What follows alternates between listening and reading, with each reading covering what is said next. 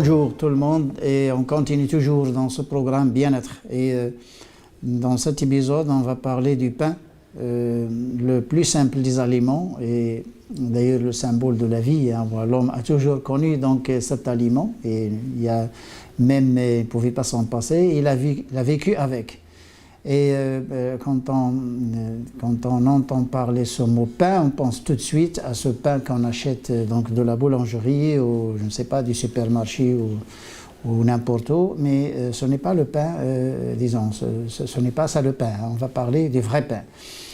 Donc le pain d'abord c'est la seule forme qui était avant donc pour consommer des céréales, surtout donc le blé ou l'orge ou le maïs, donc c'était la seule façon de consommer donc le blé. Actuellement on a encore soit les pâtes alimentaires, soit certains types de gâteaux, il y a des céréales, ou encore le couscous actuellement qui est une deuxième forme donc, pour la consommation du blé.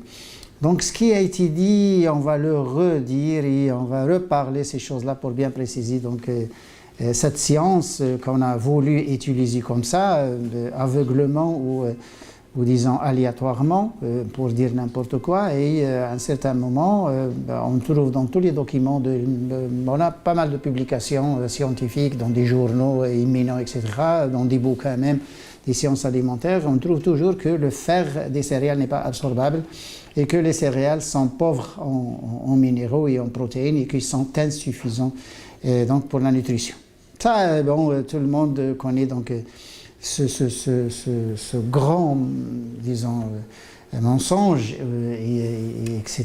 Donc, mais on va reparler et on va repréciser les choses et on va quand même, disons, expliquer ça scientifiquement et mettre les choses à leur place. Parce que pas n'importe qui peut donc nous suggérer ce qu'il pense ou ce qu'il en est. Ça, c'est de la philosophie, c'est pas de la science. Le pain a été toujours un aliment complet, le pain a été toujours suffisant pour la nutrition humaine, depuis que Dieu a créé la terre. Et à un certain moment, on commençait à dire que le pain n'est pas un bon aliment et actuellement on est en train de dire que le gluten est très dangereux et que le pain normalement il doit être donc, supprimé donc, de la nourriture humaine. Et voilà, on se perd entre chez ça, mais quand même, là, nous en tant que scientifiques, il faut dire ça sur des normes scientifiques et bien sûr sur des principes scientifiques, et ne pas parler comme ça dans l'air, dans le vide. Le pain, donc, c'était préparé à partir des céréales, pas uniquement le blé. Donc, tout au moins dans l'espace maghrébin, on a connu et on connaît encore le pain du maïs, le pain de l'orge et le pain du blé. Sauf que le maïs n'est pas pétrissable et il faut quelque chose donc, pour souder cette pâte-là et pour qu'il soit quand même pétrissable. Et on a ajouté un peu de farine de blé à la farine de maïs, un peu, hein, pas la moitié, mais un peu, un très peu, donc justement pour tenir, pour que ce soit tenable, donc pour obtenir une pâte tenable. Et on faisait pétrir ça et on faisait fermenter aussi ce pain de maïs, tout au moins le pain d'orge aussi. On mélangeait un peu de blé, sinon l'orge il est pétrissable. Et on a connu donc les trois types de pain. On n'est pas de gros consommateurs de riz, vous voyez, l'espace maghrébin, le riz n'est pas tellement, même les pays du Golfe, même les pays du Moyen-Orient, ils n'ont jamais connu donc le riz, ce n'est que maintenant que cette culture indienne, asiatique, là, est entrée dans les pays du Golfe. Malheureusement, actuellement, ils ne mangent que du riz. Pourquoi? Parce que les gens qui font de la cuisine et qui préparent donc les repas sont du Bengale ou de l'Inde ou même de ces pays-là, du Cambodge, tout ça. Et là, ils ne connaissent, ils ne savent rien faire, ils ne savent que faire des repas avec le riz.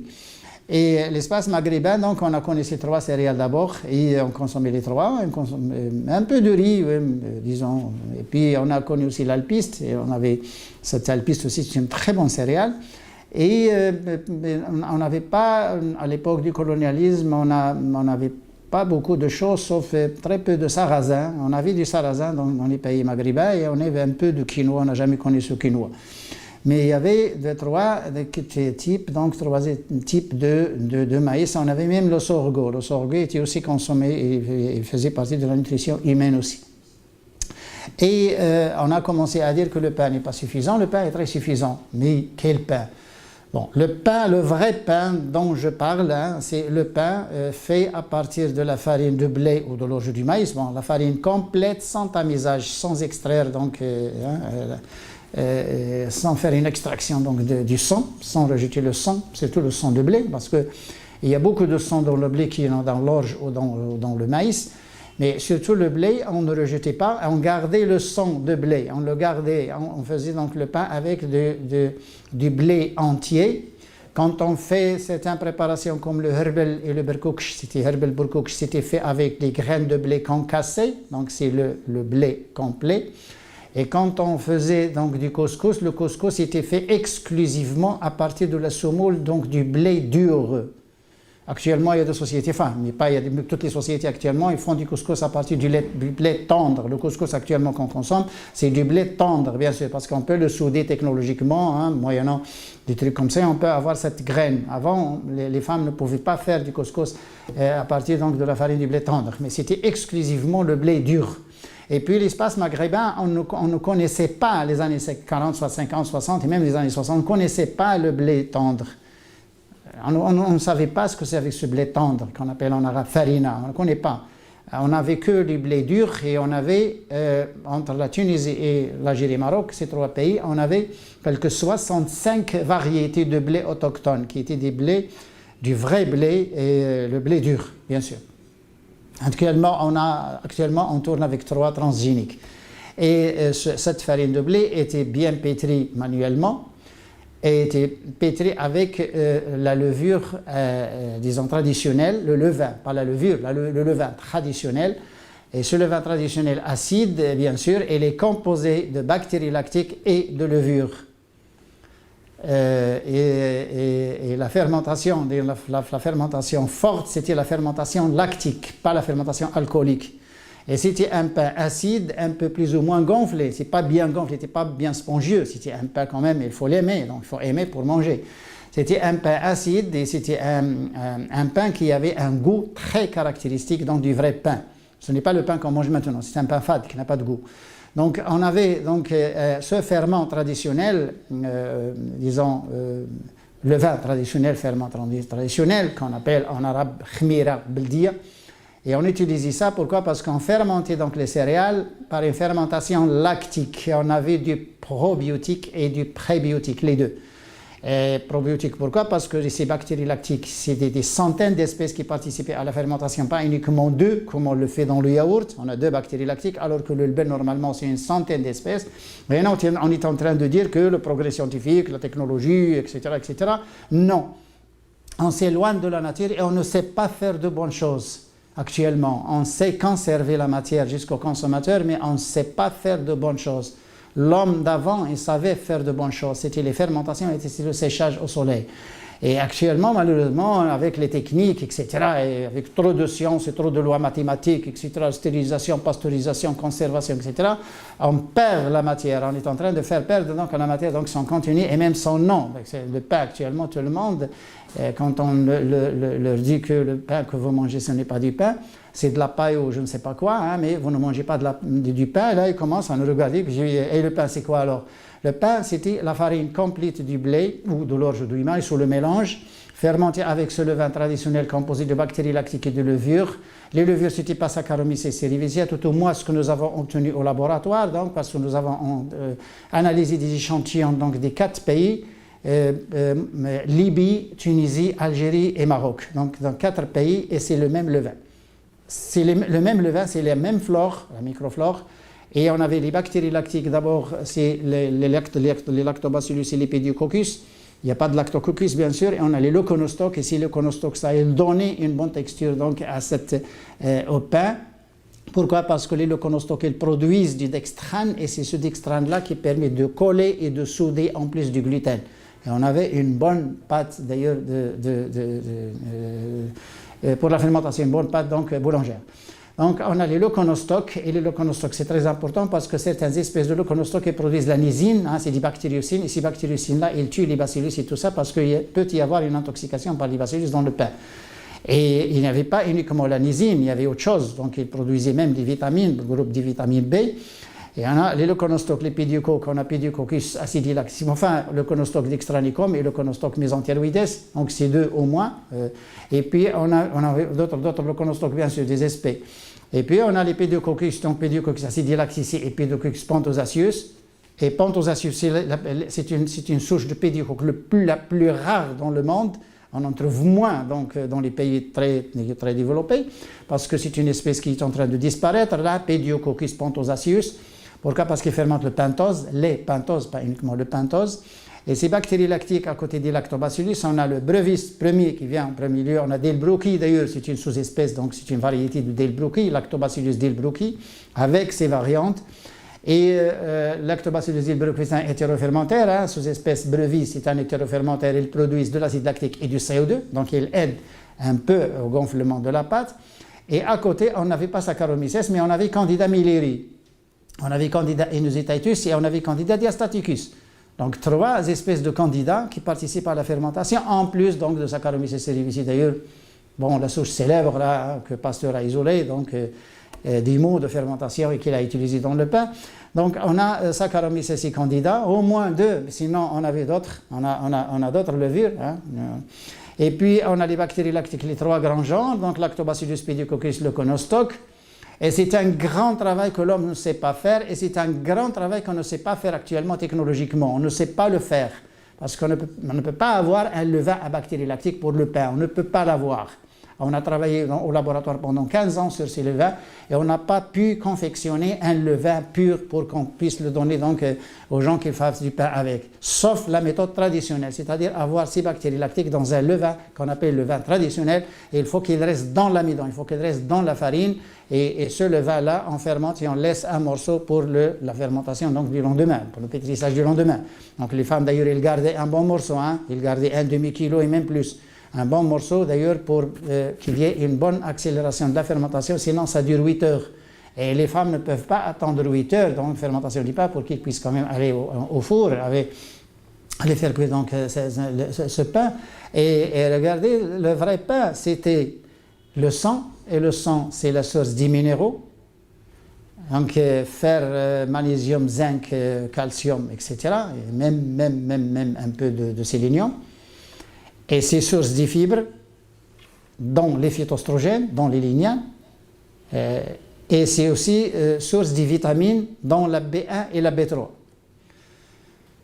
Donc c'était un pain complet, c'était un vrai aliment, et c'était un aliment complet, c'était ça le vrai pain. Donc c'était les vitamines niacine, thiamine, avec les minéraux magnésium, calcium, fer, etc., phosphore. Et puis on avait les phytoestrogènes, enfin les fibres avec les phytoestrogènes, et puis fermenté par les bactéries lactiques et la levure. Et quand c'est fermenté par les bactéries lactiques, c'est un aliment donc fonctionnel, c'est un aliment, donc c'est les probiotiques qui vont arriver donc jusqu'à l'intestin. Et c'est pourquoi on n'avait pas beaucoup de problèmes au niveau du côlon, et on n'avait pas beaucoup de problèmes donc, au niveau donc, de cette fermentation indésirable à l'intérieur du corps, donc les gaz, les ballonnements et tout ça, on n'avait pas ça. Et on n'avait pas d'anémie, parce que dans les régions lointaines des villes, tout au moins dans mon pays, enfin dans les pays du Maghreb aussi, donc les gens se nourrissaient du pain avec un peu d'olive ou l'huile d'olive ou des trucs comme ça, des fruits, parce qu'on mangeait du pain avec des raisins, on mangeait du pain avec les pastèques, on mangeait du pain avec tout. Et c'était un peu aidé par un peu de légumineuses, bien sûr, mais c'était les gens qui consommaient que du pain. Et il n'avait ni anémie, ni ostéoporose, ni cancer du côlon, ni lithiase, ni rien, ni insuffisance hormonale chez la femme, ni chamboulage hormonal chez la femme, ni rien. Donc on avait un aliment complet, un aliment sain, qui ne peut apporter ni toxines, ni rien du tout, parce que c'est un aliment d'origine végétale. Il est fermenté par les bactéries lactiques. Les bactéries lactiques, elles permettent de se débarrasser des micro-organismes indésirables. Et même la flore indésirable. Pourquoi? Parce que la fermentation dure 8 heures, elle dure une nuit. Bon, les femmes ils pétrissaient donc, avant de dormir, et puis le lendemain matin, elles se réveillent de bonne heure pour aller donc, faire cuire ce pain. Et c'était ça la méthode, et c'était ça le bon pain. Oh, bon, ça dure toute la nuit. Ça dure toute la nuit, donc au début de la fermentation, il y a une phase de démarrage qu'on appelle comme ça, phase de démarrage, phase de latence des bactéries lactiques, mais c'est une phase de démarrage où les micro-organismes indésirables se multiplient dans cette phase, dans les bacillus, dans les microcoques, dans les staphes, dans tout, même les coliformes, et surtout les bacillus, parce que les bacillus ils sont équipés d'amylase, et c'est cette flore indésirable pendant cette phase-là qui va libérer un peu d'amylase, et c'est cette amylase qui va hydrolyser l'amidon en glucose, enfin en maltose, maltotriose. Et puis ce glucose maltose qui va être utilisé par les bactéries lactiques, bien sûr, et par les levures, donc candida, type candida. Et pourquoi j'ai insisté sur candida, pas sur Saccharomyces, parce que Saccharomyces est maltose moins. Saccharomyces ne fermente pas le maltose, il fermente le glucose, il fermente le saccharose, il s'appelle Saccharomyces. Mais candida, c'est une maltose plus. D'ailleurs, au laboratoire, quand on veut identifier les levures, on fait d'abord fermentation du maltose et on appelle maltose plus, maltose moins, et on sépare les candidats des Saccharomyces. Enfin, disons, les sporogènes des non-sporogènes. Et là, on a les candidats qui vont consommer ce maltose, qui vont fermenter ce maltose-là pour produire du CO2. Et en plus, ils vont donner des enzymes, dont les diastases, parce que ça s'appelle candida diastaticus et donc candida inusitatus, donc ils vont sécréter des diastases dans ce pain. Les bactéries lactiques aussi vont utiliser le maltose. Pourquoi? Parce que brevis est maltose plus. Et d'ailleurs, cette variété aux États-Unis, on l'a appelée Saccharomyces, on l'a appelé Lactobacillus San Francisco. Pourquoi? Lactobacillus San Francisco, c'est un brevis qui fermente le maltose. Et les bactéries lactiques, donc du levain du pain, ils fermentent le maltose. Et c'est ça le pain. Et c'était un aliment complet, c'était un aliment fort, et c'était un aliment probiotique, et c'était un aliment fermenté par les bactéries lactiques. Actuellement, on ne sait pas le faire, malheureusement, et on commence à dire, donc, à la faculté de médecine, on dit que les minéraux sont chélatés par l'acide phytique. Oui, le pain fermenté par la levure boulangère, c'est-à-dire la panification directe. Là, on a l'acide phytique qui chélate les minéraux et qui chélate tout. Ça, c'est vrai. Mais le pain fermenté par la levure traditionnelle, par le levain traditionnel, c'est un pain où l'acide phytique est hydrolysé. Il n'y a pas d'acide phytique, donc les minéraux ne sont pas chélatés et sont relâchés. Et nous étions les premiers à démontrer que les bactéries lactiques ont une phytase. C'était en 1994 et il n'y a aucun travail avant 1914 qui parle donc de la destruction de l'acide phytique par les bactéries lactiques. Et c'est en 1992, mais nous avons publié ça en 1994. Et nous avons démontré que les bactéries lactiques sont les seules dans la nature, surtout les micro-organismes alimentaires, bien sûr, les micro-organismes alimentaires sont les seuls qui sont doués, qui sont équipés d'une phytase.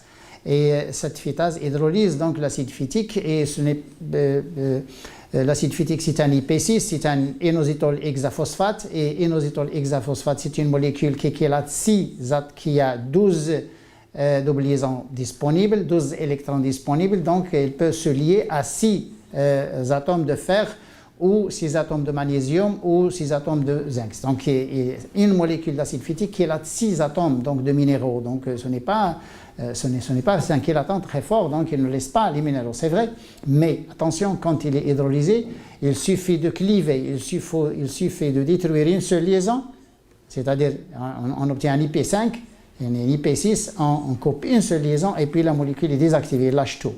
Cette enzyme phytase, disons, elle est active, et puis elle désactive l'acide phytique rien qu'en coupant une seule liaison. On coupe une seule liaison, on obtient un IP5. On peut aller jusqu'à un IP4, IP3, IP2, oui, mais déjà un IP5, donc la molécule elle lâche tous les minéraux qu'il chélate.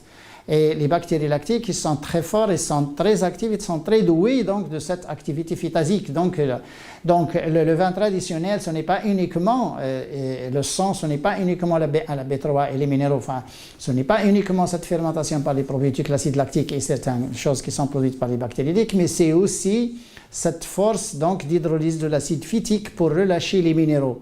Et c'est pourquoi les gens qui se nourrissaient uniquement du pain, ils n'avaient ni anémie, ni ostéoporose, ni rien du tout. Pourquoi? Parce que les minéraux qui sont chélatés par l'acide phytique, ils sont relâchés donc, par ce ferment acide, donc les bactéries lactiques, ils relâchent les minéraux.